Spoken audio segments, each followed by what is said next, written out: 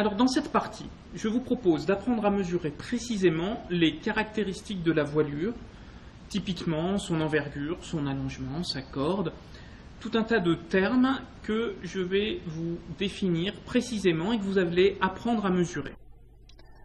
Voyons ensemble comment dégager les principales caractéristiques de la voilure de ce Falcon 50. Nous définirons d'abord la surface alaire ou surface de référence de l'aile.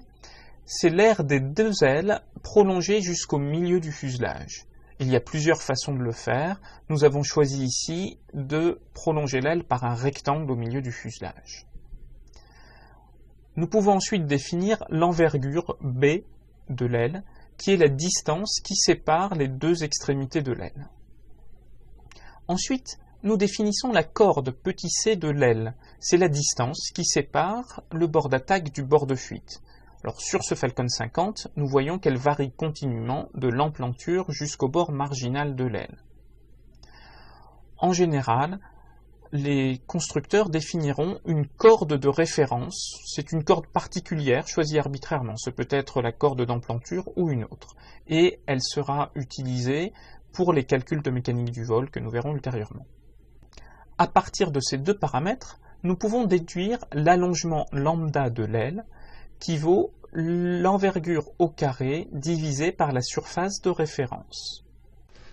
Nous verrons un peu plus tard que l'allongement a un impact direct sur les caractéristiques aérodynamiques de l'aile et sur son efficacité. Alors, pour comprendre un peu mieux ce que c'est que cet allongement, imaginons un instant que notre Falcon 50 ait une aile rectangulaire. Nous voyons donc qu'elle a toujours une envergure B, mais une corde constante C. Alors la surface de l'aile s'écrit B que multiplie C, et nous voyons que l'allongement n'est ni plus ni moins que le rapport B sur C, c'est-à-dire le rapport de l'envergure à la profondeur à la corde de l'aile. Alors la formule lambda égale B2 sur SREF est finalement une généralisation de ce B sur C à toutes les formes d'aile possibles. Cet allongement caractérise la forme en plan de l'aile. Ainsi, l'aile élancée d'un planeur pourra avoir un allongement supérieur à 30, alors que l'aile très ramassée, très trapue d'un chasseur pourra avoir un allongement aussi faible que 2. Enfin, la flèche de l'aile va caractériser l'angle que fait celle-ci avec la perpendiculaire à l'axe du fuselage. Ici, sur le Falcon 50, nous avons une flèche positive, c'est-à-dire que l'aile est plutôt repliée vers l'arrière. C'est le cas de tous les avions transoniques qui volent à des vitesses supérieures à Mach 0,7. Pour les avions plus lents, avec des Mach inférieurs à 0,5, nous avons souvent des ailes droites, et donc avec une flèche nulle. On peut avoir une flèche négative quand l'aile est un petit peu repliée vers l'avant. C'est le cas de l'avion expérimental X-31, mais c'est aussi le cas du planeur ASK-13. Pour ce dernier, c'est avant tout des critères de position du centre de gravité qui ont amené à ce choix-là. Comme vous le voyez, la flèche peut être définie au bord d'attaque. Le Falcon 50, par exemple, a une cassure du bord d'attaque qui fait que la flèche de bord d'attaque du premier tiers de l'aile est différente de celle du reste de l'aile. On peut définir la flèche au bord de fuite.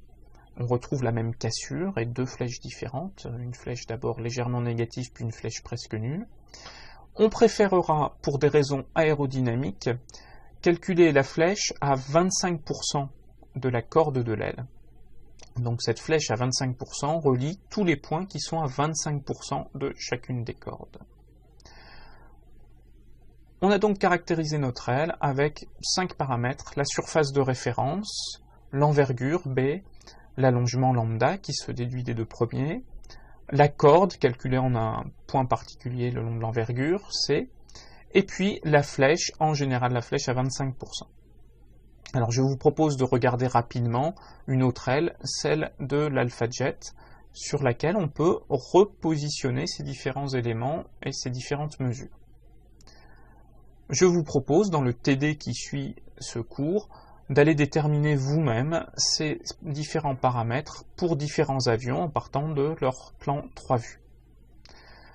Voilà, Maintenant, vous connaissez précisément la manière de déterminer une surface de référence, un allongement, une envergure, et je vous propose de mettre en œuvre vos nouvelles connaissances dans les exercices du TD qui suit cette vidéo.